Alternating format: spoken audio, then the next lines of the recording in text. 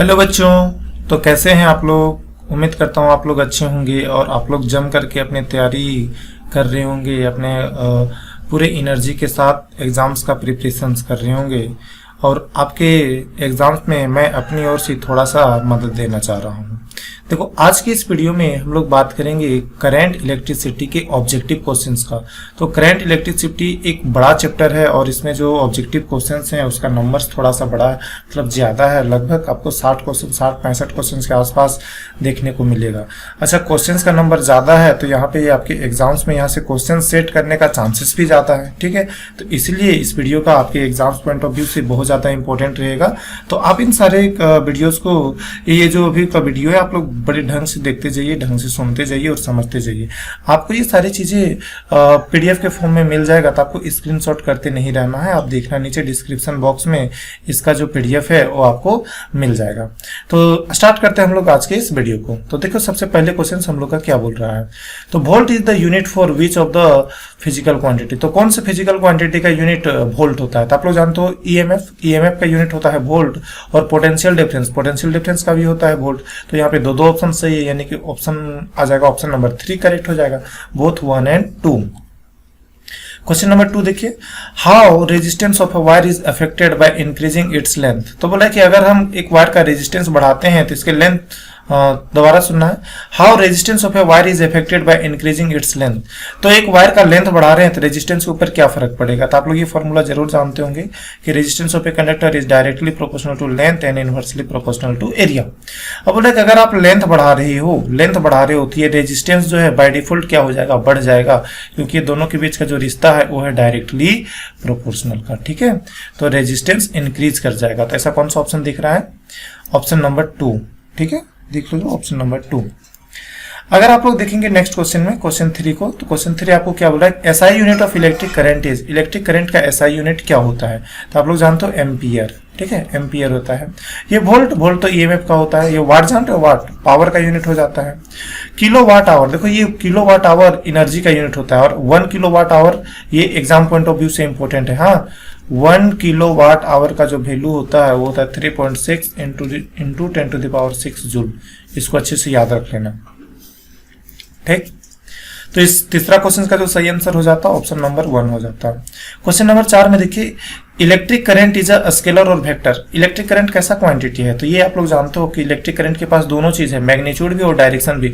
बावजूद भी ये एक स्केलर क्वांटिटी है, क्योंकि ये वेक्टर लॉ ऑफ एडिशन को फॉलो नहीं करता है। ठीक है, क्वेश्चन नंबर 5 चलते हैं। What is measured by volt meter. Volt meter से क्या मापते हो। तो वोल्ट मीटर से आप लोग मापते हो पोटेंशियल डिफरेंस। अच्छा, एक और चीज याद रखना, वोल्ट मीटर हमेशा सर्किट में किस तरीके से कनेक्ट किया जाता है। तो वोल्ट मीटर हमेशा सर्किट में ना पैरेलल कनेक्टेड किया जाता है, पैरेलल। ठीक, और अगर एमीटर बोलता तो एमीटर तो करंट मापता है, और एमीटर जो है वो हमेशा सीरीज में जोड़ा जाता है। एमीटर मापेगा करंट और ये हमेशा सीरीज में जोड़ा जाता है, सर्किट के साथ सीरीज में जोड़ा जाता है। तो ये सारी चीजें इंपॉर्टेंट है आपके लिए, तो ये सारी चीजों को ठीक से याद करते चलना।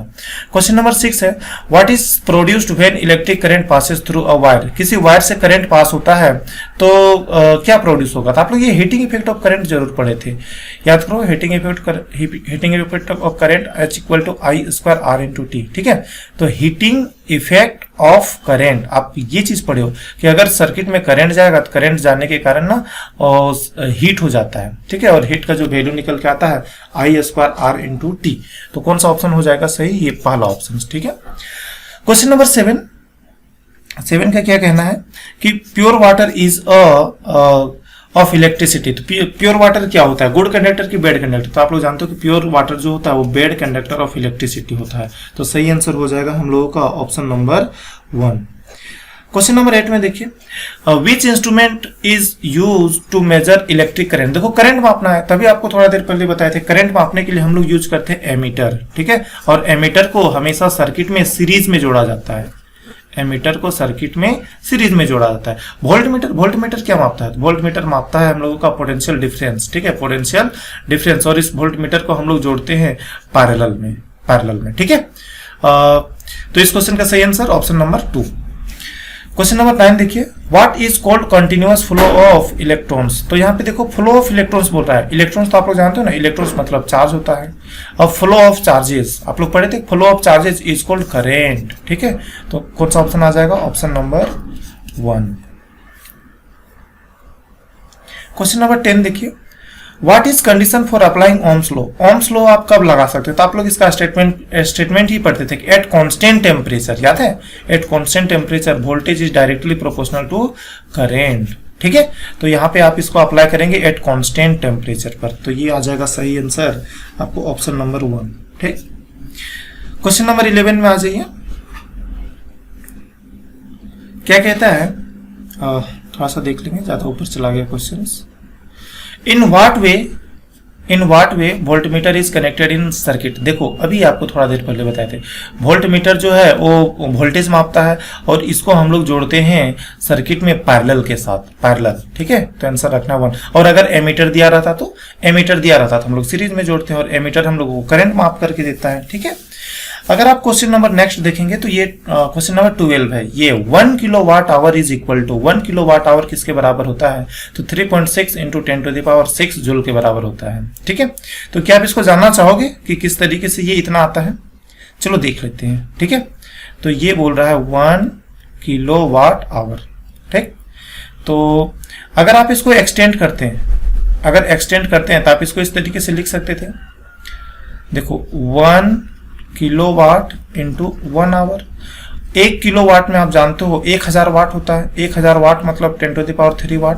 अब ये देखो 1 आवर में कितने सेकंड्स मिल जाएगा, तो आपको मिल जाएगा 3600 सेकंड्स। ठीक है, तो ये यहाँ पे मिला 10⁻³ इंटू, यहाँ पे लिखो 36 गुना 10⁻² इंटू सेकेंड्स। ठीक है, और इधर वाट छुपा हुआ है, तो वाट इंटू सेकेंड ये आपको जूल दे देगा, तो ये आ जाता है 36 गुना 10⁵ जूल।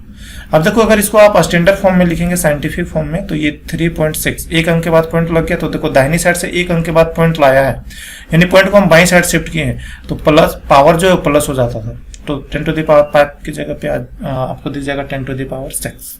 ठीक है, तो इस तरीके से आता था ये वाला इसका वैल्यू। तो ये तो आप लोग को पहले भी बता के रखे हैं, तो सही आंसर कौन सा आ जाएगा, ये ऑप्शन नंबर 1। मूव करते हैं क्वेश्चन नंबर 13 की ओर। फॉर ए कंडक्टर, आपके पास कंडक्टर है, रिलेशन बिटवीन करंट डेंसिटी। ठीक है, करंट डेंसिटी आपको याद है, करंट डेंसिटी क्या होता था, करंट डेंसिटी होता था करंट पर यूनिट एरिया। ठीक है, ये वाला, and conductivity sigma and electric field intensity ई, ये तीनों के बीच में आपको रिलेशंस फाइंड करने के लिए बोलता है। देखो ये क्वेश्चंस ना अपने आप में बहुत ज्यादा इंपॉर्टेंट है, सब्जेक्टिव पॉइंट ऑफ व्यू से और ऑब्जेक्टिव पॉइंट ऑफ व्यू से। अगर सब्जेक्टिव में रहता तो ये क्वेश्चन ना आपको पूछता कि ये तीनों के बीच में रिश्ता बताओ। ठीक है, जो microscopic form of Ohm's law पूछता है, microscopic form of Ohm's law याद है, जे बराबर सिग्मा इंटू ई। ठीक, तो इस क्वेश्चन का आंसर हो जाएगा ऑप्शन नंबर 2। मूव करते हैं अगला क्वेश्चन की ओर। तो ईएमएफ पूछ रहा है, EMF is measured by, EMF हम लोग किसके द्वारा मेजर करते हैं, आपको याद होगा ईएमएफ, देखो V बराबर W बटा Q। ठीक है, और ये W का जूल, और ये चार्ज है ना, चार्ज कौन सा है, कूलम, तो जूल पर कूलम, ऐसा कौन सा ऑप्शन दिख रहा है, ऑप्शन नंबर 2, जूल पर कूलम। ठीक है, क्वेश्चन नंबर 15 आपसे क्या बोल रहा है कि ए charge particle has drift velocity something, है ना, ड्रिफ्ट वेलोसिटी दे करके रखा है, तो ले लो, ड्रिफ्ट वेलोसिटी इक्वल टू दिया है 7.5 इंटू 10⁻⁻4 मीटर पर सेकेंड। इन इलेक्ट्रिक फील्ड का वैल्यू भी दे करके रखा है, इलेक्ट्रिक फील्ड का वैल्यू दे के रखा है 3 इंटू 10⁻10 वोल्ट पर मीटर। तो इट्स मोबिलिटी, तो आपसे पूछ रहा है मोबिलिटी क्या होगा, तो आप लोग जानते हो मोबिलिटी बराबर होता था ड्रिफ्ट वेलोसिटी बटा इलेक्ट्रिक फील्ड। ठीक है, तो इसको आप डिवाइड कर दो, तो ड्रिफ्ट वेलोसिटी का वैल्यू आपको कितना दिख रहा है, ये 7.5 into 10⁻⁻4 divided by electric field का वैल्यू 3 इंटू 10⁻⁻4। 3 से जब आप इसको काटेंगे तो आपको कट जाएगा ये 25 बार में, लेकिन 2 पॉइंट लग जाएगा, तो ये वैल्यू आ जाएगा 2.5 इंटू 10⁻, आप नीचे चेक करना, ये जो वैल्यू था ये यहाँ पे है -10। हाँ, -10 अगर ऊपर चला जाता तो ये हो जाता +10, और ऊपर में ऑलरेडी आ जाता -10⁻⁻4। अगर आप इसको जोड़ते ना तो आपको वैल्यू दिख जाता 10 में 4 घटा दो तो आ जाता 6। ठीक, तो 2.5 इंटू 10 टू द पावर 6।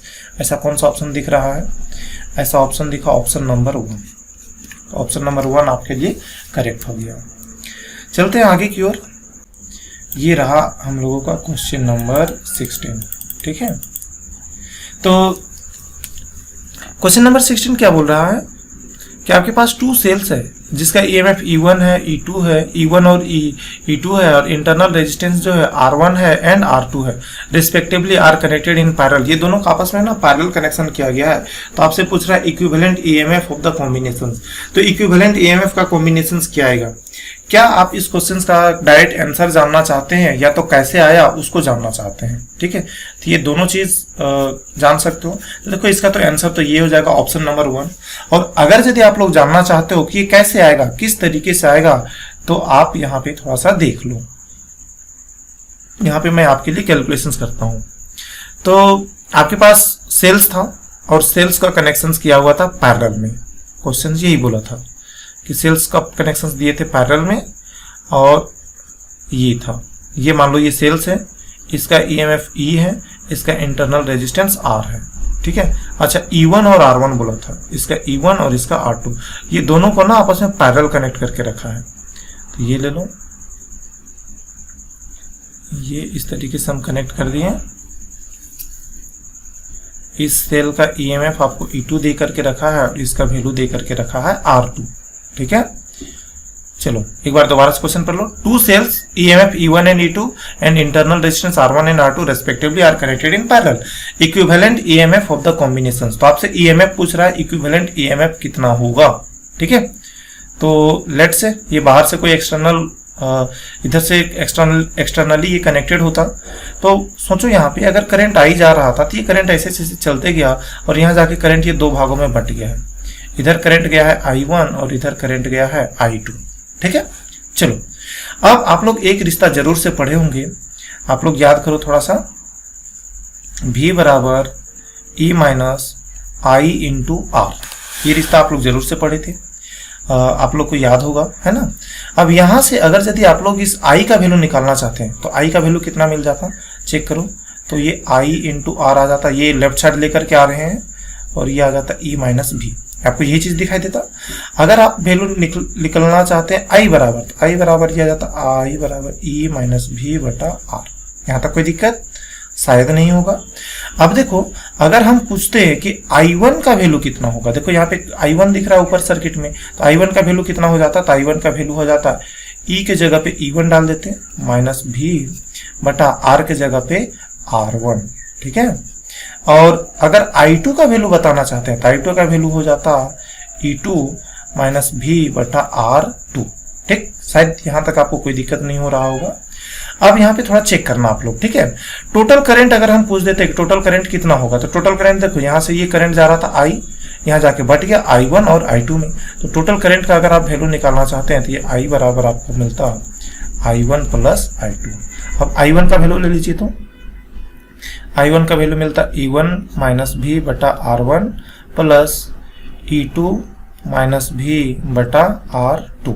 ठीक है, अगर आप यहाँ से एलसीएम लेते हैं तो यहाँ से R1 आ जाता और यहाँ से R2 आ जाता, तो R1 के साथ R1 कट जाता, तो आपको ऐसा दिख जाता E1 माइनस V के साथ गुना हो जाएगा R2 plus E2 minus V के साथ गुना हो जाएगा R1। ठीक है, अब देखो ये यहाँ पे जो आप R2 देख रहे हो, R2 मल्टीप्लाई हो जाता, तो आप ये मल्टीप्लाई कर देते तो आ जाता E1 into R2 minus V into R2, ये वैल्यू मिल गया, plus E2 into R1 minus V into R1, ये चीज दिख गया, डिवाइडेड बटा R1 इंटू R2। ठीक, अब यहाँ पे थोड़ा सा कॉमन सेंस, थोड़ा सा जो टर्म है एक साइड रखने जैसा, उसको एक साइड ले आओ। आप E1 को एक साइड रखो, तो E1 के साथ R2 और E2 के साथ R1, ये दोनों को एक साइड रख दिए। अब थोड़ा देखना, ये VR2 और यहाँ पे VR1 दोनों में माइनस है, तो दोनों में माइनस कॉमन ले लो, और दोनों में माइनस कॉमन ले लेंगे। और देखो दोनों में एक भी टर्म कॉमन दिख रहा है, तो V को भी कॉमन ले लो, तो V को कॉमन ले लिए, आपको यहाँ पे दिख जाएगा R1 प्लस R2, ये दिख जाएगा R1 प्लस R2, क्योंकि माइनस कॉमन ले चुके हैं। अब नीचे बच गया है R1 इंटू R2। ठीक है।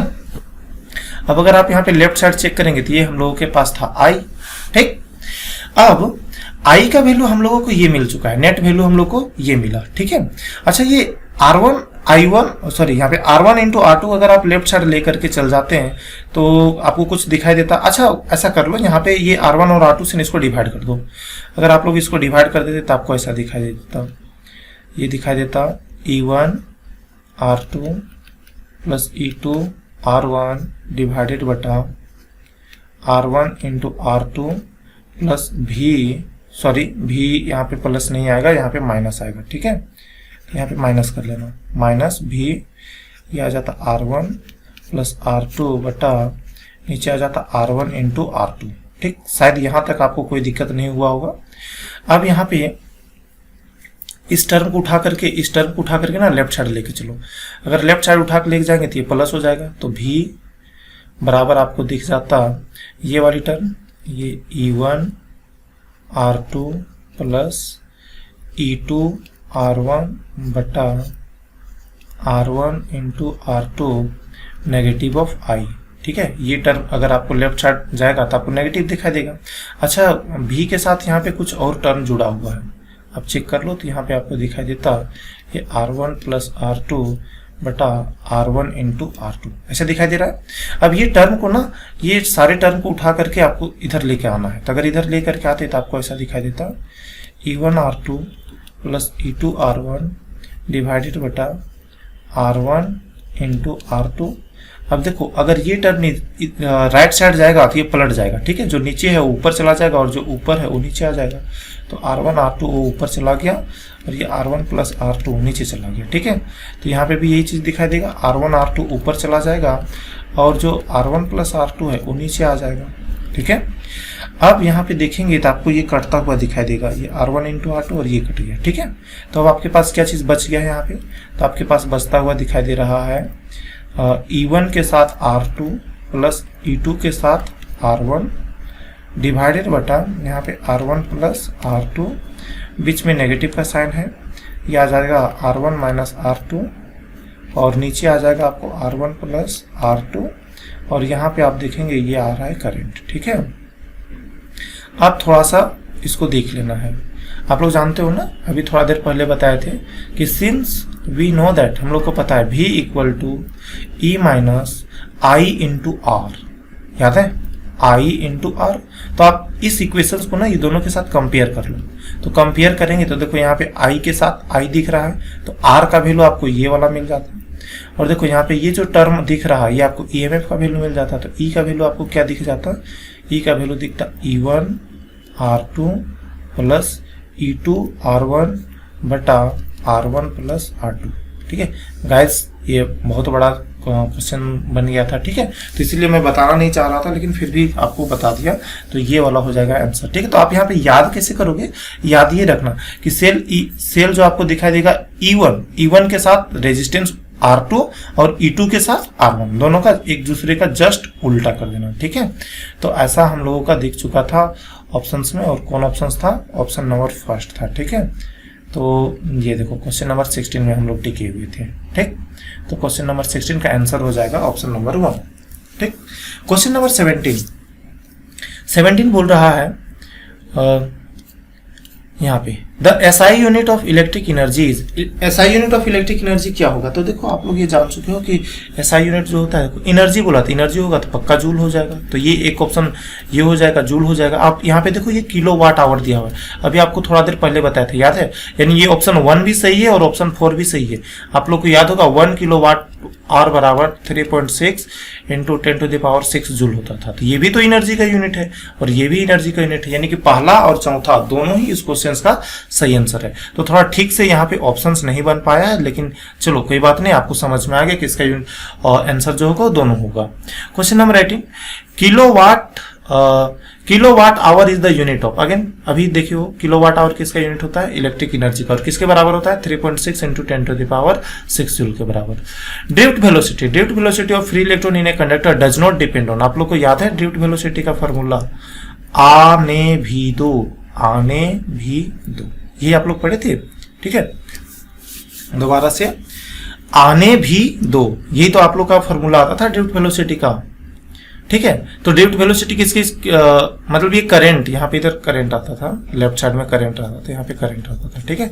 तो करंट बराबर आता था आने भी दो, तो ये करंट के ऊपर डिपेंड करता है, number of electrons per unit volume के ऊपर डिपेंड करता है, चार्ज ऑफ इलेक्ट्रॉन के ऊपर डिपेंड करता है, ड्रिफ्ट वेलोसिटी के ऊपर डिपेंड करता है, ठीक है।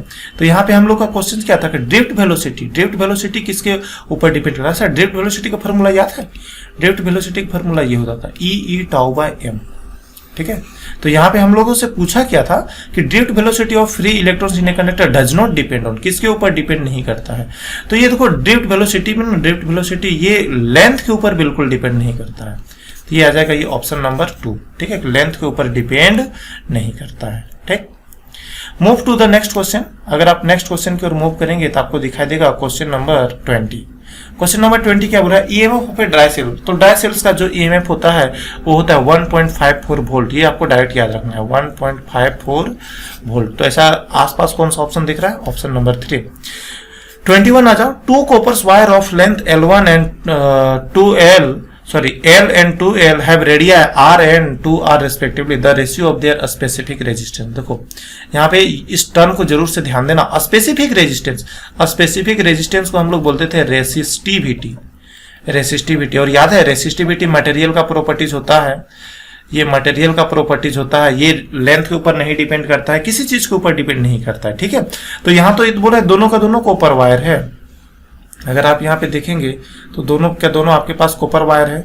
अब कॉपर वायर है तो भाई दोनों का रेजिस्टेंस तो स्पेसिफिक रेजिस्टेंस तो सेम ही होगा, यानी एक का रेजिस्टेंस R1 एक का ρ1 और दूसरे का भी ρ2, और दोनों का वैल्यू सेम आएगा रो और दोनों को कट कर देंगे तो आ जाएगा 1:1, ठीक है। तो सही आंसर कौन सा दिख जाएगा आपको यहाँ पे जो सही आंसर दिखेगा ये ऑप्शन नंबर 3 दिखेगा, ठीक। ये इंपॉर्टेंट क्वेश्चन है गाइस, देखना आप लोग इसको सॉल्व करने के लिए मत बैठ जाना, ठीक। ये डायरेक्ट आंसर देना है इस क्वेश्चन का। क्वेश्चन नंबर 22 देखो। A uniform wire of resistance capital R is cut into n equal parts. तो आपके पास एक यूनिफॉर्म वायर है और उस यूनिफॉर्म वायर का रेजिस्टेंस भी दे करके रखा है, कैपिटल R है, और इसको बोला है कट कर रहे हैं, n इक्वल पार्ट्स में कट कर रहे हैं।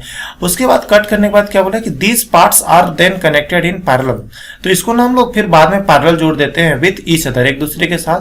तो equivalent resistance of the combinations, तो कॉम्बिनेशंस का इक्विवेलेंट रेजिस्टेंस क्या होगा?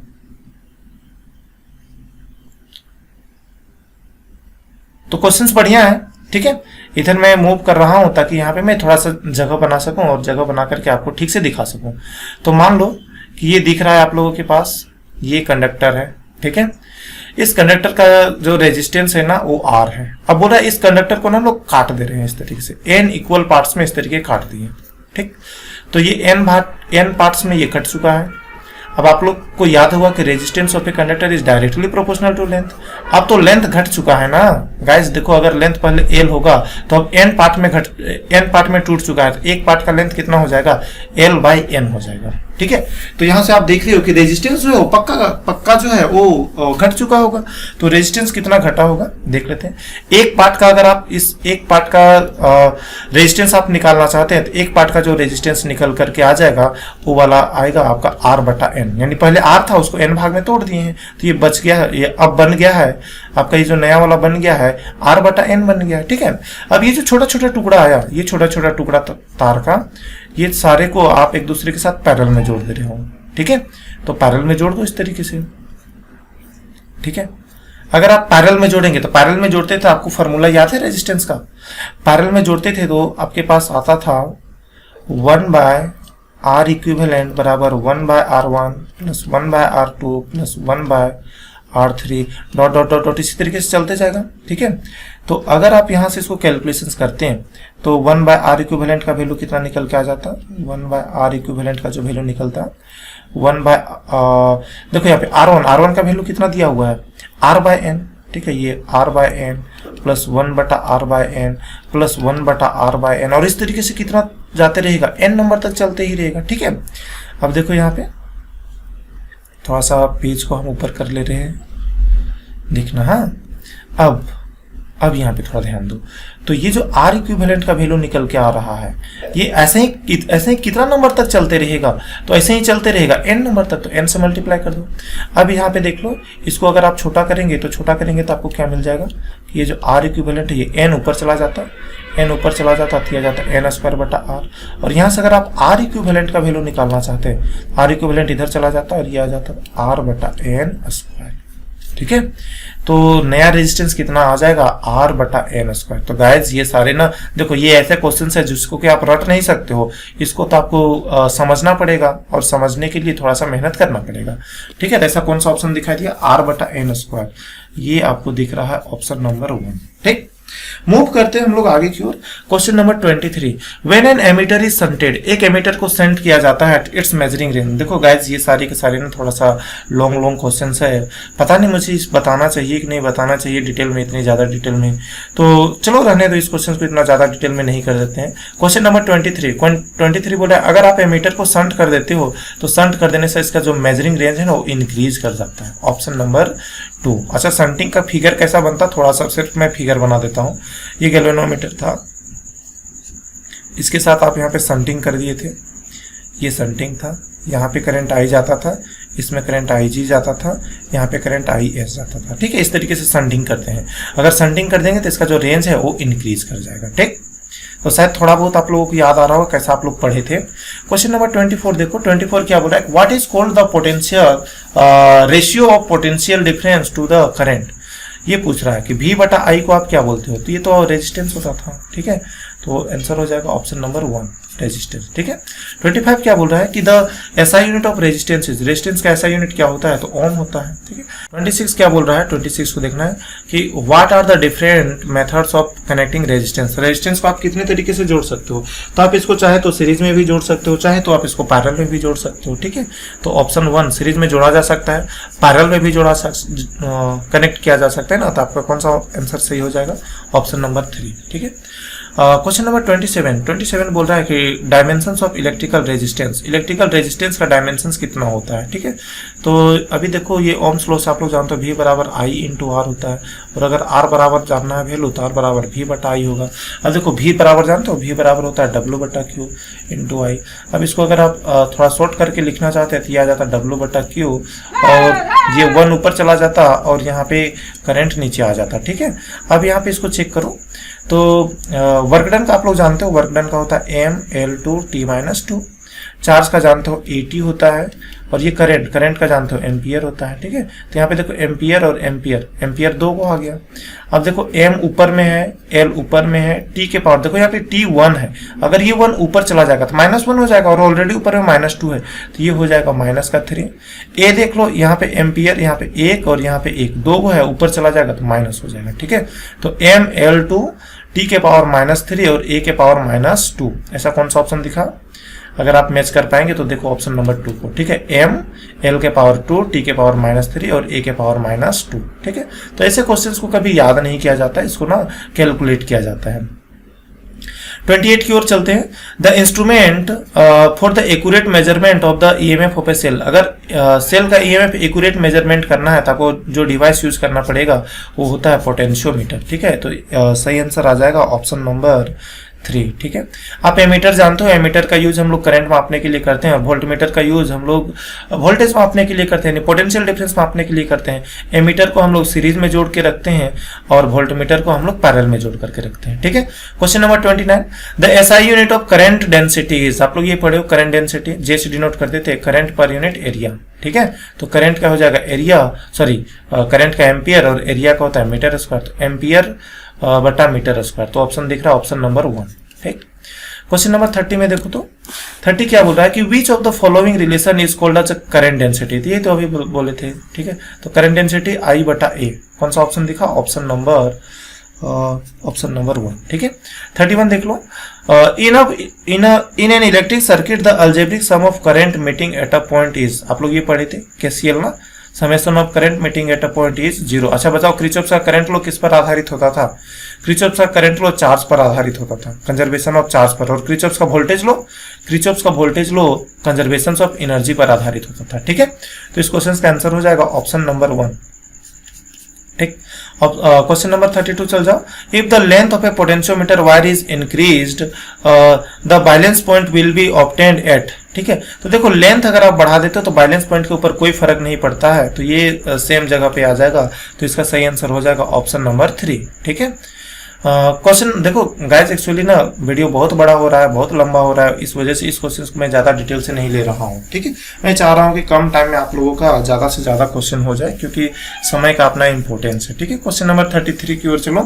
Filament of A bulb is made up of, तो आप लोग जानते हो जो बल्ब रहता है, बल्ब का फिलामेंट किस चीज़ का बना होता है, तो टंगस्टन का बना होता है। क्वेश्चन नंबर 34 में Wheatstone bridge is use to determine, आप लोग पढ़े थे Wheatstone bridge, balance Wheatstone bridge आप पढ़े थे, ये P/Q इक्वल टू R/S। ठीक है, 4 रेजिस्टेंस होता था, 4 रेजिस्टेंस में 2 रेजिस्टेंस नॉन रहता था, एक वेरिएबल रहता था और एक अननोन रहता था। तो अननोन रेजिस्टर का रेजिस्टेंस फाइंड करने के लिए हम लोग यूज करते थे। ठीक है, तो ये हो जाएगा ऑप्शन नंबर 4। 35 देख लो गाइस, 35 इंपॉर्टेंट क्वेश्चन है। Kirchhoff's first law is based on, Kirchhoff's का पहला लॉ किस पर आधारित है, यानी क्रिचॉफ्स का करंट लॉ पूछ रहा है। ठीक है, तो ये क्रिचॉफ्स का current law conservation of charge पर आधारित है। क्वेश्चन नंबर 36 में चलो, तो क्वेश्चन नंबर 36 आपसे पूछ रहा है कि बता दो in Kirchhoff's loop law, Kirchhoff's का लूप रूल है, what is the algebraic sum of the change to potential round the loop. तो आप लोग ये तो समझे थे, summation of voltage equal to 0। ठीक है, तो इसका कौन सा बोलता है अलजेब्रिक सम, कहाँ भाग गया ये क्वेश्चन, थर्ड में देखना, algebraic sum of all the potential drop equal to 0, तो आंसर जो हो जाएगा वो हो जाएगा 1। अच्छा, ये किस पर आधारित है बताओ, क्रिचॉफ्स का लूप रूल यानी कि वोल्टेज वाला किस पर आधारित है, good, conservation of energy. Next question number 37 को देखो आप यहाँ पे, क्वेश्चन नंबर 37 क्या बोल रहा है कि total resistance in parallel combination of 3 resistor इतना इतना इतना, तो यहाँ पे आपको पैरेलल कॉम्बिनेशन पूछ रहा है, तो पैरेलल कॉम्बिनेशन में ये तीनों का वैल्यू कितना हो जाएगा। तो ये कोई मुश्किल सा क्वेश्चन नहीं है, तो आर इक्विवेलेंट का अगर आप वैल्यू निकालना चाहते हैं तो ये आ जाता है 1/2 प्लस 1/4 प्लस 1/4। ठीक है, एलसीएम लेते तो आपको 4 मिल जाता, तो यहाँ से 2 से इसको डिवाइड करते तो दो बार में कट जाता, फिर ये 1 आता, फिर ये 1 आता, तो ऊपर में आ जाता 4/4, तो 4 के साथ 4 कट जाता, 1 आ जाता, तो आर इक्विवेलेंट का वैल्यू निकल के आ गया 1। ठीक है, 38 क्वेश्चन बोल रहा है for which of the following dependency of drift velocity VD on electric field E Ohm's law is obeyed. ठीक है, तो ओम्स लॉ ये आप सारे क्वेश्चन जानते हो, ड्रिफ्ट वेलोसिटी का फॉर्मूला पूछ रहा है आपसे, तो ड्रिफ्ट वेलोसिटी आप लोग जानते हो ना, E τ/m, यानी कि यही पूछना चाह रहा है कि आपको ड्रिफ्ट वेलोसिटी का फॉर्मूला आता है कि नहीं। तो ड्रिफ्ट वेलोसिटी और इलेक्ट्रिक फील्ड के बीच रिश्ता देख लो, तो ये होता है डायरेक्टली प्रोपोर्शनल का। ठीक है, तो ये कौन सा ऐसा ऑप्शन दिख रहा है, ऑप्शन नंबर 1। क्वेश्चन नंबर 39 में चलते हैं। क्वेश्चन नंबर 39 क्या बोला है, the example of a non ohmic resistances, तो ये गाइज आपको जब पढ़ाए ना तो डिटेल से बताएं, डायोड जो है वो एक ओमिक कंडक्टर नहीं है। ठीक है, तो ये आ जाएगा ऑप्शन नंबर 4। ठीक है, डायोड। ठीक, क्वेश्चन नंबर 40 देख लो, ये क्वेश्चन तो बन जाना चाहिए। Kirchhoff's first and second law, देखो फर्स्ट लॉ बोला है तो क्रिचॉफ्स का फर्स्ट लॉ यानी केसीएल जो है चार्ज पर आधारित था और केवीएल जो है वो एनर्जी पर आधारित था, तो ऐसा कौन सा ऑप्शन दिख रहा है, इलेक्ट्रिक चार्ज एंड एनर्जी। ठीक है, तो पहले देखना है, पहले चार्ज। ठीक है, तो सही आंसर आ जाएगा ऑप्शन नंबर 2। 41 में आ जाओ, तो 41 क्या बोल रहा है, the specific resistance of a rod of copper as compare to that of a thin wire of copper. देखो कॉपर ही है, कॉपर का एक मोटा वायर है और एक पतला वायर है, तो दोनों में बोल रहा है कि स्पेसिफिक रेजिस्टेंस का कंपेयर कीजिए। तो भाई कंपेयर कैसे करें, स्पेसिफिक रेजिस्टेंस आप लोग जानते हो, स्पेसिफिक रेजिस्टेंस का ही नाम होता है रेसिस्टिविटी, और रेसिस्टिविटी तो मटेरियल के ऊपर डिपेंड करता है, ये मटेरियल का प्रॉपर्टीज होता है, और जो मटेरियल हम लोग यूज कर रहे हैं वो हम लोगों का यहाँ पे कॉपर है, तो एक कॉपर मोटा वाला कॉपर है और एक पतला वाला कॉपर है, तो ये दोनों में से बताओ कि किसके पास जो है स्पेसिफिक रेजिस्टेंस ज्यादा होगा या कम होगा, तो ये तो मटेरियल का प्रॉपर्टीज है, तो दोनों का वैल्यू सेम रहेगा। ठीक है, तो सही आंसर कौन सा हो जाएगा, ऑप्शन नंबर 3 सेम। ठीक, आप लोग आ जाओ क्वेश्चन नंबर 42 में। देखो गाइज, ये जो क्वेश्चन दिख रहा है 42, इस तरीके का क्वेश्चंस ना आप याद नहीं कर सकते हो, ऐसे क्वेश्चंस को तो आपको सॉल्व करना ही पड़ेगा, और बिना सॉल्व किए हुए आप आंसर लगा भी नहीं सकते हो। ठीक है, आप अगर बिना सॉल्व किए हुए टिक मारेंगे तो गलती करने का जो चांसेस है वो ज्यादा हो जाता है। ठीक है, तो ऐसा गलती नहीं करना, आप लोग कोशिश करना कि सारे क्वेश्चन को पढ़ें और ठीक से आंसर दें। तो ये बोल रहा है कि आपके पास एक वायर है, a wire P is half the diameter and half the length of a wire of Q similar material. देखो आपके पास एक वायर है P, ठीक है, मान लेते हैं एक वायर पी है, half the diameter and half the length of wire Q of similar material. पहले क्यू के बारे ड्रॉ कर लो। तो लेट से कि ये मटेरियल हम लोगों के पास क्यू है, ठीक है, ये वाला मटेरियल क्यू है, एक कंडक्टर है। अब इसका जो डायमीटर दिया हुआ है, मान लेते हैं डायमीटर डी है, और इसका जो लेंथ है वो लेंथ एल है। अब बोल रहा है, इस मटेरियल का नाम दे देते हैं, इसका नाम क्यू है, ठीक है। अब बोल रहा है कि एक दूसरा वायर है जिसका नाम पी है, लेकिन उसका जो लेंथ है उस क्यू का आधा है, और जो डायमीटर है वो डायमीटर भी आधा दिया हुआ है। तो लेट से ये वाला डायमीटर रह गया और ये इसका लेंथ रह गया, देख पा रहे हो, ठीक। इसका हो गया डायमीटर d/2, लेंथ हो गया है l/2। अब आपसे पूछ रहा है the ratio of resistance of P to that of resistance की, ठीक। तो यहां पे कैलकुलेशंस करते हैं। आपसे क्वेश्चन ये पूछ रहा है कि भाई आप मुझे बताओ कि रेजिस्टेंस ऑफ P बटा रेजिस्टेंस ऑफ Q का वैल्यू क्या निकल करके आएगा, ठीक। तो आप लोग ये पढ़े हो कि resistance of a conductor is directly proportional to length और इनवर्सली प्रोपोर्शनल टू एरिया, ठीक। तो इसको मैं यहाँ पे लिख देता हूँ, ये वाली फॉर्मूला याद है ना, L/A, और ये प्रोपोर्शनलिटी का साइन हटता था, ये आता था, ठीक है। चलो यहाँ पे वैल्यू पुट कर दो, तो आरपी के लिए वैल्यू आ जाता रो L/A, और इसके लिए भी वैल्यू आ जाता रो L/A। देखो रेसिस्टिविटी मटेरियल का प्रॉपर्टीज है, ये तो कट जाता। पी के लिए जो लेंथ दिया हुआ है वो है L/2। एरिया कैसे निकलेगा, एरिया होता था देखो ये सर्कल जैसा दिख रहा है, सर्कल पार्ट दिख रहा है, और सर्कल का जो एरिया होता है डायमीटर के टर्म में ये होता है π/4 इंटू d², ठीक है।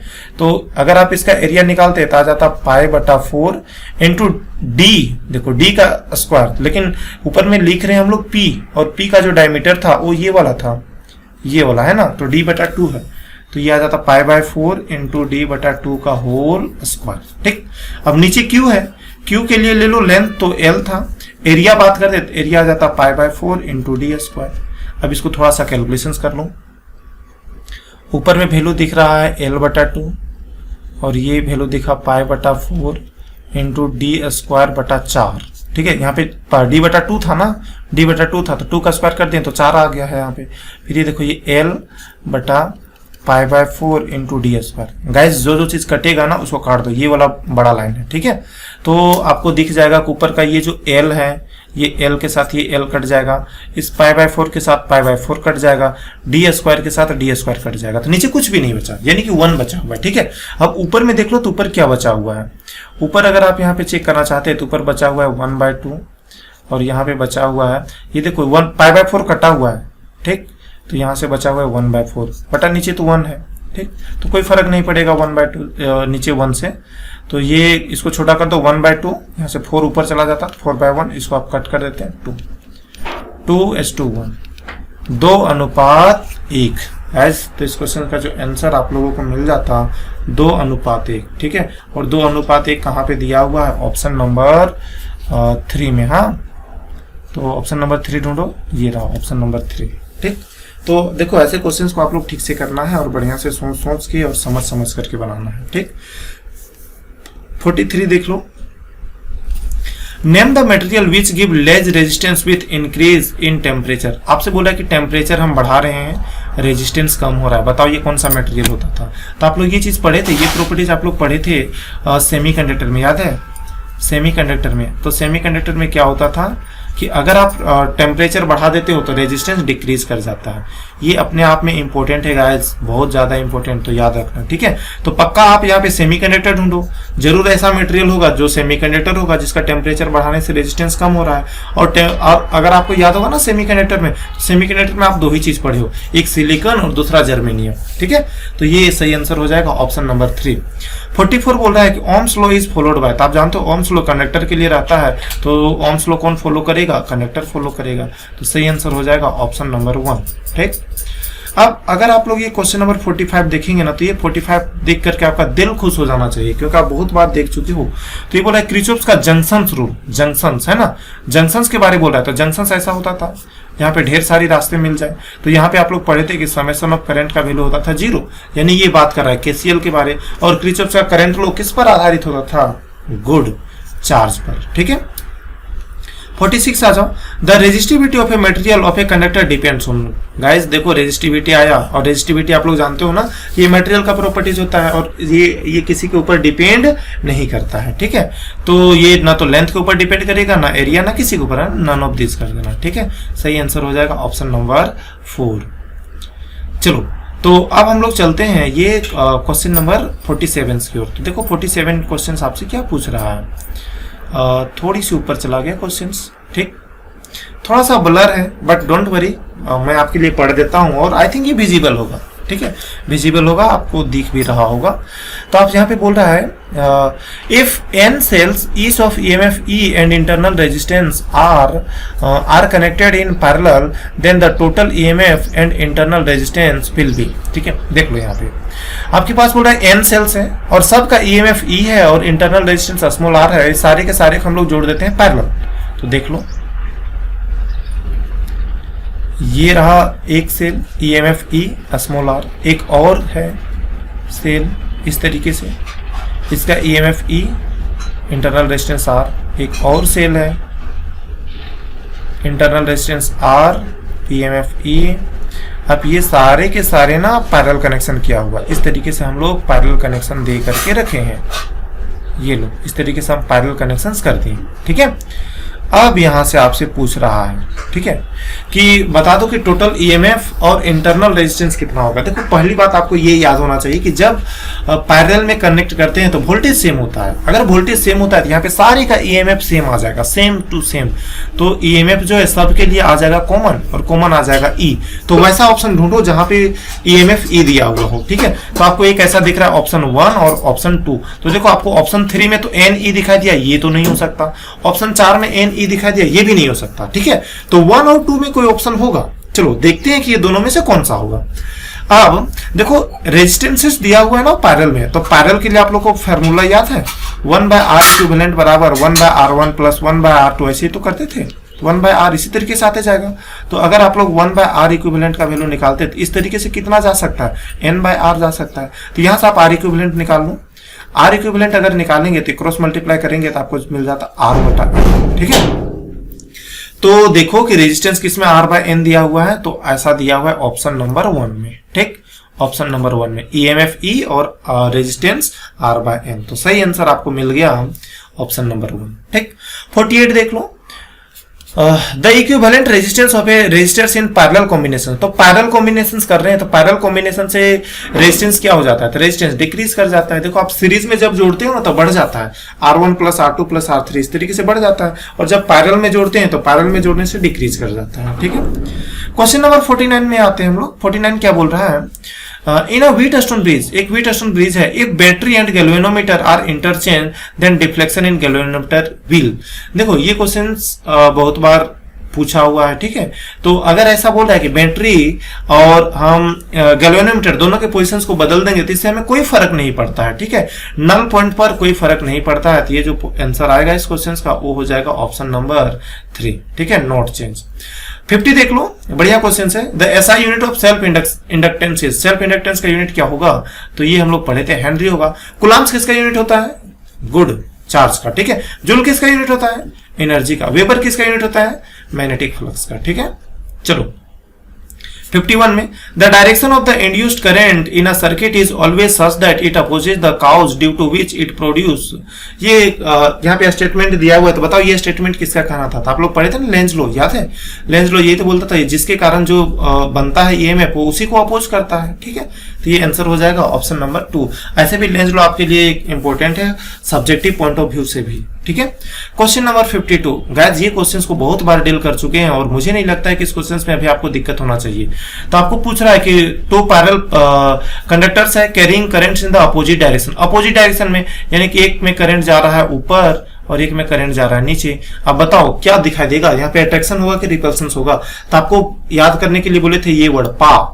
अगर पैरेलल करंट रहा तो attraction, P for parallel, A for attraction. तो पैरेलल करंट्स नहीं है, एंटी पैरेलल है, करंट एक दूसरे को उल्टा जा रहा है तो रिपेल करेगा, और रिपेल करेगा तो ऐसा कौन सा ऑप्शन दिखाई दे रहा है, आपको दिखाई दे रहा है ये ऑप्शन नंबर 2, ठीक है। क्वेश्चन नंबर 53, ठीक। तो ये देखो गाइस 53 अगेन आपके लिए बढ़िया सा क्वेश्चन है, इंपॉर्टेंट क्वेश्चन है और मजेदार क्वेश्चन है। तो पूछ रहा है क्या, the flux link with a coil at any instant T is given by 5, ठीक है। 5 का वैल्यू आपको दे करके रखा है। तो बोल रहा है कि the induce EMF at t equal to 3 second, 3 second में कितना होगा। देखो ऐसे क्वेश्चन बढ़िया क्वेश्चन होते हैं। तो आप लोग जानते हो कि ईएमएफ जो होता है वो होता है negative of D five by D T, ठीक। तो डी फाइव का वैल्यू दिया हुआ था, पुट कर दो 10 टी स्क्वायर माइनस 50 टी, और यहाँ पे आपको दिखाई देगा प्लस 250 बटा डी टी, ठीक है। तो आप इसको डिफरेंशिएशन कर दो, तो बाहर में माइनस है 10 टी स्क्वायर, तो पावर आ गया जाएगा, तो 10 इंटू 2 हो जाएगा 20 टी, और यहाँ पे माइनस 50 आ जाएगा। देखो यहाँ पे ये 250 तो कांस्टेंट है, कांस्टेंट का डिफरेंशिएशन 0 हो जाएगा। तो ईएमएफ का वैल्यू आएगा -20t और साथ में यहाँ पे ब्रैकेट में आके ब्रैकेट के अंदर -50। ऐसा करो माइनस को मल्टीप्लाई कर दो, झंझट खत्म हो जाएगा। माइनस को अगर मल्टीप्लाई कर देंगे तो आपको दिखा देगा 20t, और ये माइनस का वैल्यू हो जाएगा, ये प्लस हो जाएगा, ठीक है। यहाँ पे आपको दिखा देगा माइनस, यहाँ पे दिखा देगा प्लस, ये प्लस 50 हो जाएगा।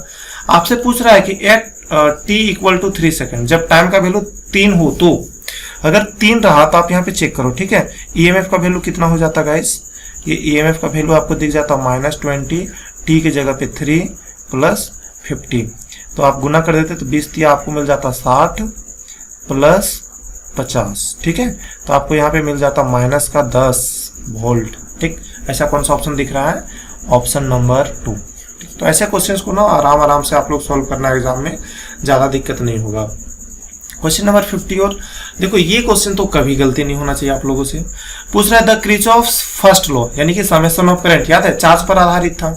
तो ऐसा ढूंढो ऑप्शन कहाँ पे है, चार्ज, पहले चार्ज ढूंढना है। तो देखो पहला में भी आपको दिख रहा था पहले चार्ज दिख रहा है, यानी पहला भी में भी जा सकते थे, और आपको एक ऐसा दिख रहा था ये चौथा में चार्ज, ठीक है। बाकी ये तो नहीं हो सकता, मतलब ये वाली, हाँ, क्वेश्चन 2 और क्वेश्चन 3, ऑप्शन 2 और ऑप्शन 3 नहीं हो सकता था। अब देखो यहाँ पे क्या बोल रहा है, सेकेंड लॉ पर, तो सेकेंड लॉ हम लोग जानते हैं एनर्जी पर आधारित था। देखो पहला में बोला था मोमेंटम पर, मोमेंटम दे दिया है, तो मोमेंटम तो नहीं हो सकता, तो ये तो वैसे ही कट गया। तो बच कौन गया, ऑप्शन नंबर 4 बच गया, ठीक है। तो सही आंसर आ गया आपका ऑप्शन नंबर 4।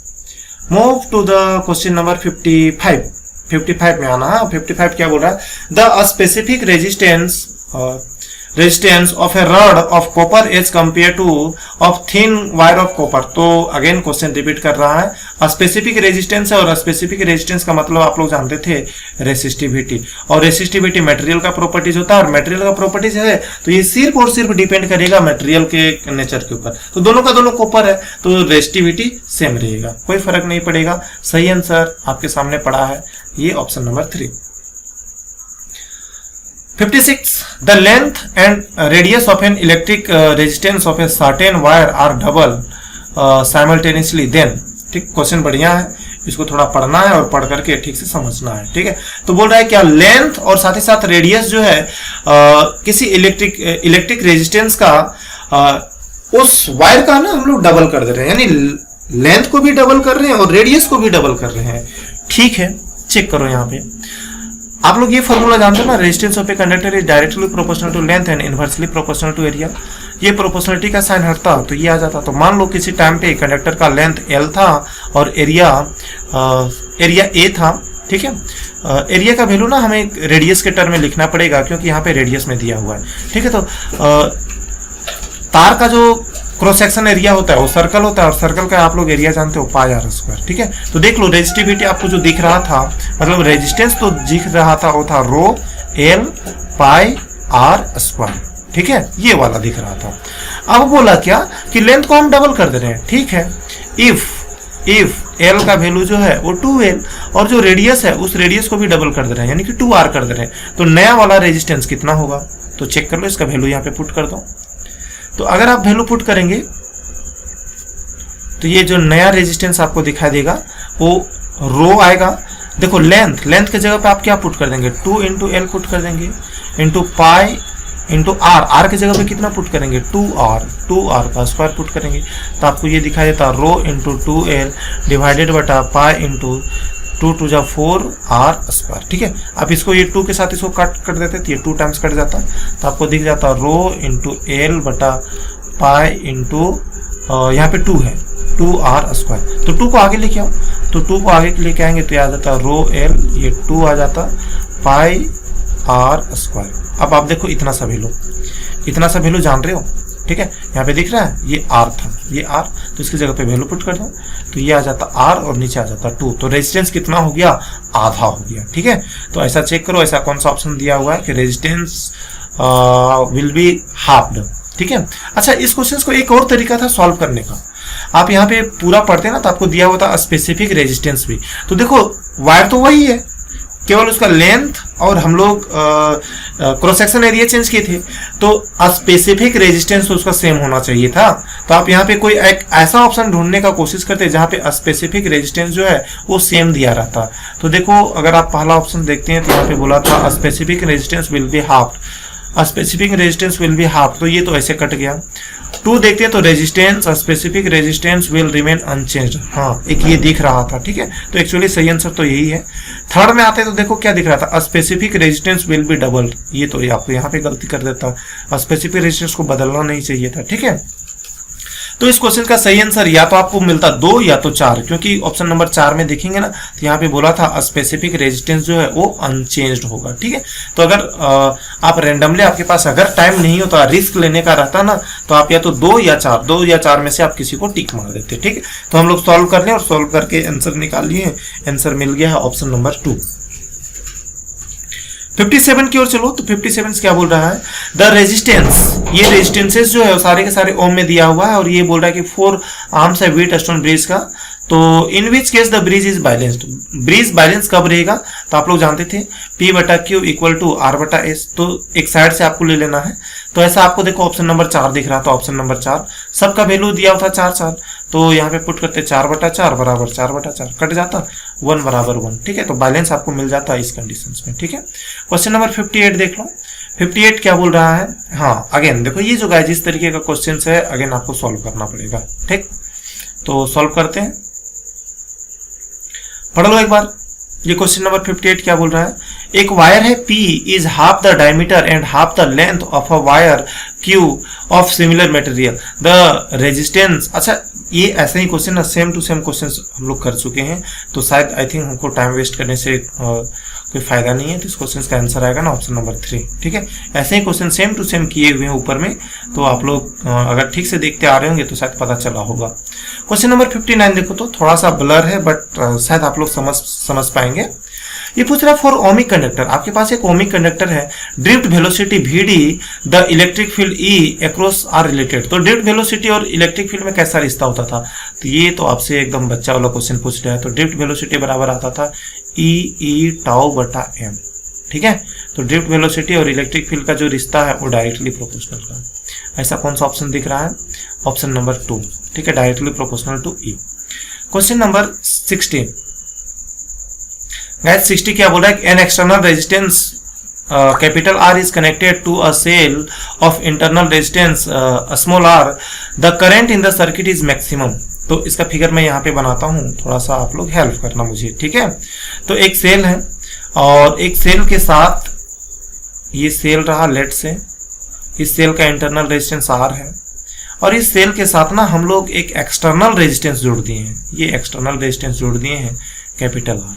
ठीक, तो यहाँ पे हम लोगों से पूछ रहा है सेल का ईएमएफ भी दे करके रखा है। ठीक है, तो यहाँ पे पूछ रहा है कि यहाँ पे मैक्सिमम करंट कब जाएगा। ठीक है, इस जगह पे मैक्सिमम करंट कब जाएगा, तो क्या आप लोग यहाँ पे आप लोग नेट रेजिस्टेंस निकाल सकते हो। देखो नेट रेजिस्टेंस कितना हो गया होगा, अगर आर नेट का वैल्यू निकालना चाहते हैं, देखो small are capital R series में है, अगर सीरीज में है तो ये वैल्यू आ जाता R small R plus capital R series में। ठीक है, आप वोल्टेज तो देख रहे हो, वोल्टेज आपको ई दिख रहा है। आप याद करो ओम्स लॉ आप लोग पढ़े, V equal to I into R, तो आई बराबर क्या जाता है V बटा आर, और आर की जगह पे यहाँ पे क्या लेना है, आर नेट लेना है। ठीक है, तो आर अगर नेट ले लेते हैं तो आपको क्या दिखाई देता, चेक कर लो, V के जगह पे वैल्यू ई और आर नेट के जगह पे दिखाई देता आर प्लस कैपिटल आर। ठीक है, अब हम लोगों से वैल्यू पूछा है कि हम चाहते हैं करंट का वैल्यू मैक्सिमम हो जाए, करंट का वैल्यू मैक्सिमम हो जाए। इस रिलेशन को मैं दोबारा नीचे लिख रहा हूं, ई बटा small R plus capital R. ठीक है। तो देखो अगर नीचे वाला वैल्यू बढ़ेगा, ठीक है, तो करंट का वैल्यू घटेगा, और अगर ये नीचे वाला वैल्यू घटा, अगर नीचे वाला वैल्यू घटा तो इस करंट का वैल्यू जो है वो बढ़ेगा, ठीक है। तो हमें करंट मैक्सिमम करना है, तो मैक्सिमम करंट करने के लिए नीचे वाला वैल्यू को घटाना पड़ेगा। तो आप कितना घटा सकते हो, ऑप्शन में आ जाओ।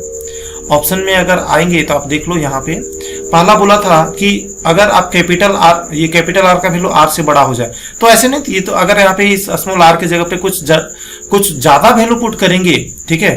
देखो कैपिटल आर की जगह पे बोल रहा है ग्रेटर देन आर, अगर आप वैल्यू ज्यादा पुट करेंगे तो भाई वैल्यू ज्यादा पुट करेंगे तो बढ़ जाएगा। यहाँ पे अगर जीरो पुट करते हैं, देखो आसान में आ जाओ, अगर जीरो पुट कर देते हैं तो इस कैपिटल आर का वैल्यू अगर जीरो पुट कर देते तो सिर्फ बच जाता स्मॉल आर, तो वैल्यू कम हो गया। इस रेजिस्टेंस का वैल्यू, नीचे वाला वैल्यू कम हो गया जब आप लोग इस आर का वैल्यू जीरो पुट करेंगे। तो अगर जीरो पुट कर दिए तो नीचे वाला रेजिस्टेंस कम हो गया, रेजिस्टेंस कम हो गया ना, तो करंट ज्यादा हो जाएगा, ठीक है। तो सही आंसर हो जाएगा ऑप्शन नंबर 4, ठीक।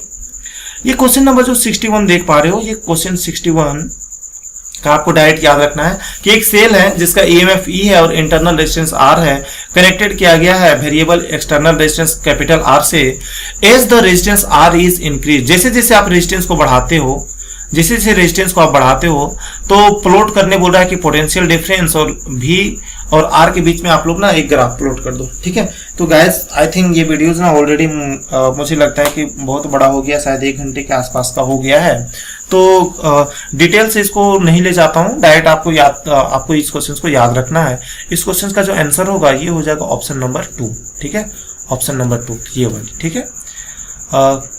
और 2-4 क्वेश्चन है, ज्यादा नहीं है, थोड़ा सा पेशेंस बना करके रखिए आप लोग। क्वेश्चन नंबर 62 बोल रहा है in a Wheatstone bridge if battery and galvanometer are interchange. Guys ये क्वेश्चन रिपीट कर गया, दोनों का दोनों रिपीट किया है, मतलब ये क्वेश्चन रिपीट किया है, तो आप लोग इस क्वेश्चन को बना सकते हो, ठीक है। तो बैटरी को और गैल्वेनोमीटर के पोजीशन को चेंज कर देंगे तो कोई फर्क नहीं पड़ता था, ठीक है, तो not change. Question number 63 guys ये इंपॉर्टेंट क्वेश्चन था, ठीक है। तो ये इंपॉर्टेंट क्वेश्चन है और इस इंपॉर्टेंट क्वेश्चन को थोड़ा सा निचोड़ना जरूरी है, ठीक। तो देखो यहाँ पे आपको ये फिगर दिख रहा है और इस फिगर में आपसे पूछ रहा है कि इसमें ना 2 एम्पियर का करंट जा रहा है, ठीक है, देख लो 2 एम्पियर का करंट फॉलो कर रहा है इसमें, और पोटेंशियल डिफरेंस पूछा है VA माइनस VB। तो अच्छा एक देखो व्हीट स्टोन ब्रिज जैसा दिख रहा है।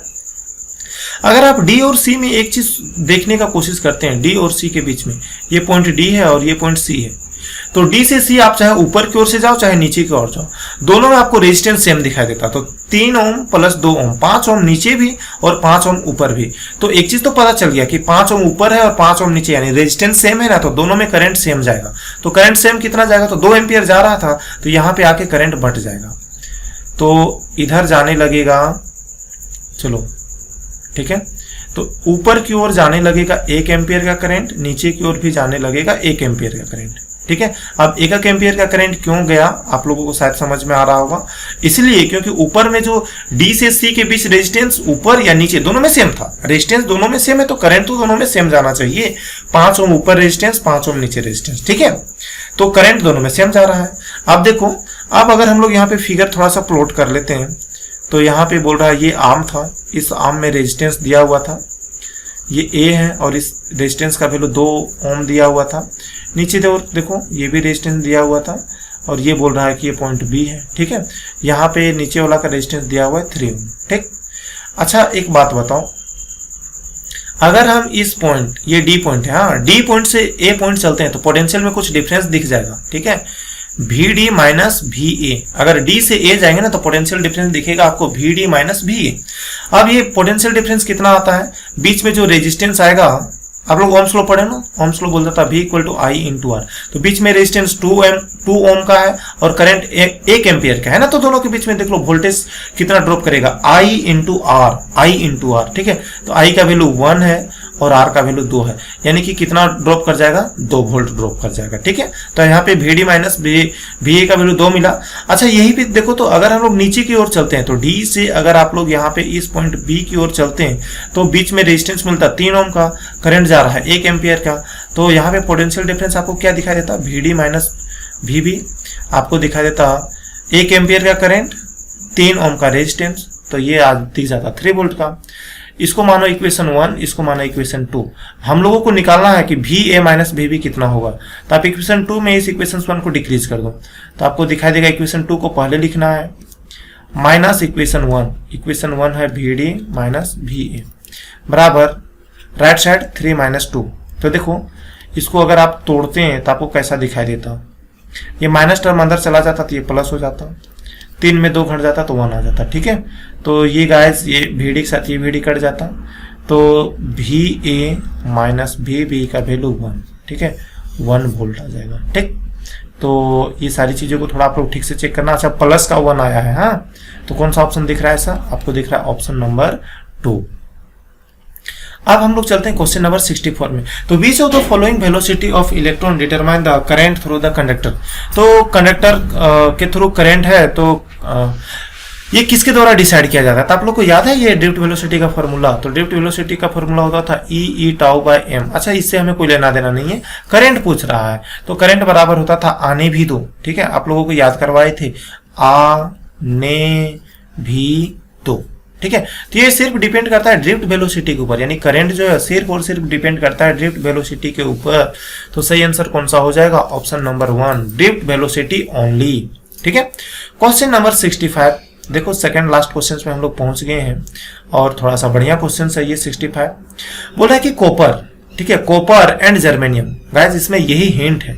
तो कॉपर आप जानते हो ना, कॉपर क्या चीज होता है, कॉपर एक होता है कंडक्टर, कॉपर है आपके पास कंडक्टर, और जर्मेनियम है आपके पास सेमी कंडक्टर। समझ में आया। ठीक है, आर कूल्ड ये दोनों को ठंडा किया जा रहा है, दोनों को ठंडा किया जा रहा है कहां से कहां, 50 डिग्री सेल्सियस से रूम टेम्परेचर में, यानी 50 डिग्री सेल्सियस से 20 डिग्री सेल्सियस ला रहे हैं, तो रेजिस्टेंस का क्या होगा। ठीक है, रेजिस्टेंस का क्या होगा, तो ये चीज आपको बताए थे कि अगर यदि कंडक्टर रहता, ठीक है, तो कंडक्टर के केस में आप लोग जानते हो, ठीक कंडक्टर के केस में क्या होता है, कंडक्टर के केस में टेम्परेचर बढ़ाएंगे तो रेजिस्टेंस बढ़ जाता है, ये जरूर से याद रखना कंडक्टर। ठीक, और अगर सेमीकंडक्टर रहता तो सेमीकंडक्टर में टेम्परेचर बढ़ेगा ना तो रेजिस्टेंस कम हो जाता है। ठीक, तो ये बात होता है, ये किसके लिए बात है, सेमी कंडक्टर के लिए। ठीक, तो यहां पे हम लोगों को क्या बोला था, सबसे पहले बोल रहा है कि कॉपर, देखो टेम्परेचर कम कर रहे हैं, हाँ टेम्परेचर कम कर रहे हैं, तो टेम्परेचर कम करेंगे तो कंडक्टर का क्या होगा, देखो ये वाला दिख रहा है, कंडक्टर में टेम्परेचर और रेजिस्टेंस में डायरेक्टली प्रोपोर्शनल होता है। अगर आप कंडक्टर का टेम्परेचर कम करते हो तो रेजिस्टेंस कम होना पड़ेगा।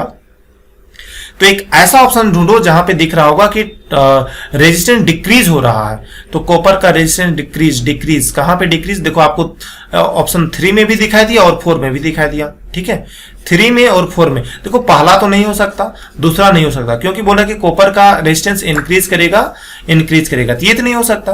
अब 3 और 4 में एक तो ऑप्शन कोई सही होने वाला है। अब चलो सेमीकंडक्टर के ऊपर, तो सेमीकंडक्टर का क्या हुआ, देखो सेमीकंडक्टर का रिश्ता उल्टा होता है, बोला टेम्परेचर बढ़ाओगे तो रेजिस्टेंस कम हो जाएगा, हम लोग टेम्परेचर कम कर रहे हैं तो रेजिस्टेंस इंक्रीज करेगा, तो जर्मेनियम का रेजिस्टेंस इंक्रीज करेगा। तो ऐसा कौन सा ऑप्शन दिखाई दिया, ऑप्शन नंबर 4 जर्मेनियम इंक्रीजेस। ठीक है, तो ये दिखाई दिया ऑप्शन नंबर 4। तो इस क्वेश्चन का जो सही आंसर आएगा वो होगा ऑप्शन नंबर 4। लास्ट क्वेश्चन हम लोगों के पास है, ये फिगर दिया हुआ है, shows the current in parts of electrical circuits then current I is equal to. ठीक है, तो यहां से आपसे पूछ रहा है कि देखो इस सर्किट में ना यहाँ पे I दिख रहा है, अगर आप लोग देख पा रहे होंगे तो इस जगह पर, ठीक है, तो इस I का वैल्यू पूछ रहा है आपसे। तो देखो यहाँ पे थोड़ा समझना, अगर इस पॉइंट में चेक करते हैं तो इधर से आया 2 एम्पियर, इधर से आया 2 एम्पियर, तो 2 और 2 यहाँ पे कितना करंट जाने लगेगा, 4 एम्पियर का। तो इस जगह पे आया 4 एम्पियर का करंट। अब जैसे इस पॉइंट में पहुंचा तो यहाँ पे इस करंट को 2 रास्ता मिला, एक ऊपर की ओर एक नीचे की ओर। तो ऊपर की ओर जा रहा है 1 एम्पियर का करंट, अगर 1 एम्पियर का करंट ऊपर की ओर गया तो नीचे कितना जाना चाहिए, 3 एम्पियर का करंट, यानी यहां से आ रहा था 3 एम्पियर का करंट। जैसे इस जगह पे आया तो ये 3 एम्पियर का करंट बट गया। ठीक है, तो आपके पास 3 एम्पियर का करंट आया, एक ऊपर की ओर चला गया है 1.3 एम्पियर का, और नीचे की ओर करंट आ गया है I एम्पियर का, I।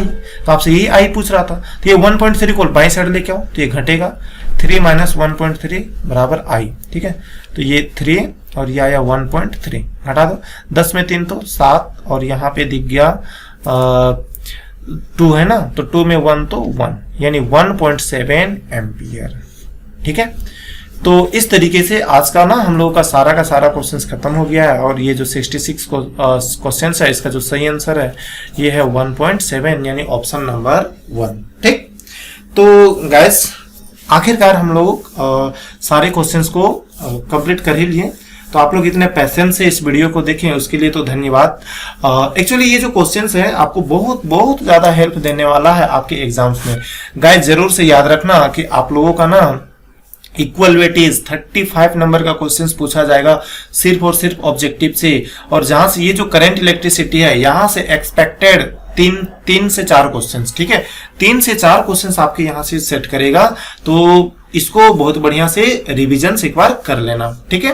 और आप लोग बढ़िया से इसी तरीके से मन लगा करके पढ़ाई करते रहो और आप लोग एग्जाम बढ़िया से दे करके आना। चलो, best of luck for your exam.